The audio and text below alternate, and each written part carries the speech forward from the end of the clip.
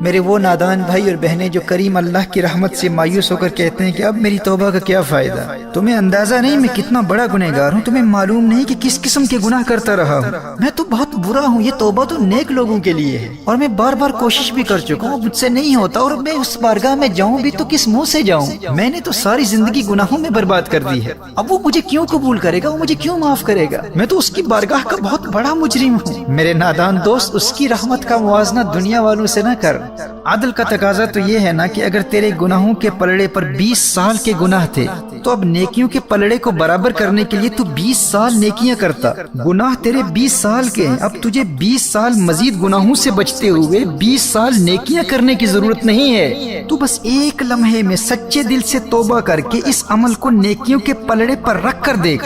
تیرا کریم رب تیری ایک لمحہ کی توبہ کے ذریعے تیرے ترازو پر گناہوں کے پلڑے سے 20 سال کے گناہوں کو غائب کر دے گا۔ تو نے 40 سال گناہ کیے، اب ان گناہوں کو مٹانے کے لیے 40 سال نیکیوں کی ضرورت نہیں۔ تیرا کریم اللہ ایک لمحے کی توبہ سے 40 سال کے گناہوں کو تیرے نامہ اعمال سے مٹا دے گا، اور ایسا مٹائے گا کہ نبی کریم صلی اللہ تعالی علیہ وآلہ وسلم نے ارشاد فرمایا، جب بندہ توبہ کرتا ہے تو اللہ تعالیٰ اس کی توبہ قبول کرتا ہے، اور جن محافظ فرشتوں نے اس کے گناہ لکھے ہوتے ہیں اللہ انہیں اس کے تمام گناہ بھلا دیتا ہے، فرشتے سارے گناہ بھول جاتے ہیں، اور زمین کے جس مقام پر اور آسمان کے نیچے جس جگہ اس نے وہ گناہ کیے تھے اللہ اس جگہ کو بھی اس کے گناہ بھلا دیتا ہے، تاکہ یہ بندہ قیامت میں اس طرح آئے کہ مخلوق میں اس کے خلاف ایک بھی گواہ نہ ہو۔ اور سنن ابن ماجہ کی حدیث ہے، میرے آقا صلی اللہ علیہ وآلہ وسلم نے ارشاد فرمایا، التائب من الذنب کمن لا ذنب لہ، گناہوں سے توبہ کرنے والا ایسا ہے جیسے اس نے کبھی کوئی گناہ کیا ہی نہ ہو۔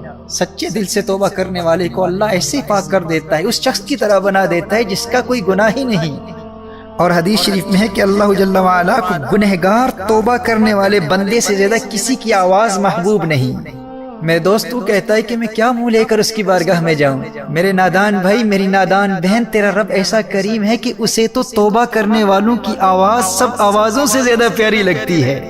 اور پیار اتنا کرتا ہے کہ نہ صرف ایک لمحے کی گئی توبہ سے 40 سال کے گناہوں کو گناہوں کے پلڑے سے غائب کر دیتا ہے، بلکہ ان 40 سال کے گناہوں کو نیکیوں میں بدل کر نیکیوں کے پلڑے پر رکھ دیتا ہے۔ قرآن کریم میں ارشاد فرمایا، فَأُولَئِكَ يُبَدِّلُ اللَّهُ سَيِّئَاتِهِمْ حَسَنَاتٍ،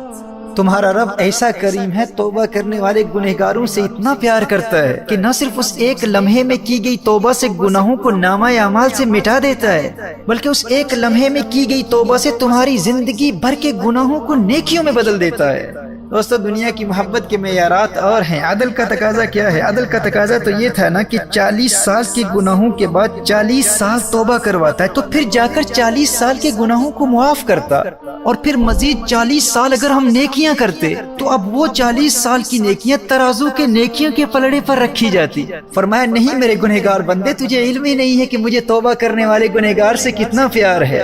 تو نے 40 سال مجھے ناراض کیا، 40 سال میری نافرمانی کرتا رہا، 40 سال گناہ کرتا رہا، اب بس ایک لمحے میں توبہ کر لے، میں تجھ سے اتنا پیار کرتا ہوں، اب نہ صرف وہ 40 سال کے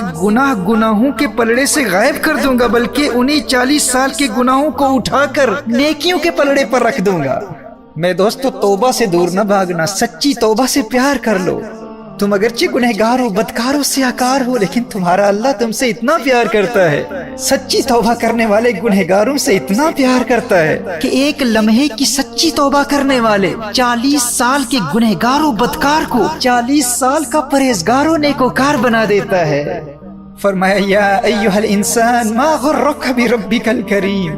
اے نادان انسان، آخر کس چیز نے تجھے تیرے کریم رب کی بارگاہ سے دور کر دیا؟ تو اس کریم کی بارگاہ سے بھاگتا پھرتا ہے جو تجھ سے اتنا پیار کرتا ہے۔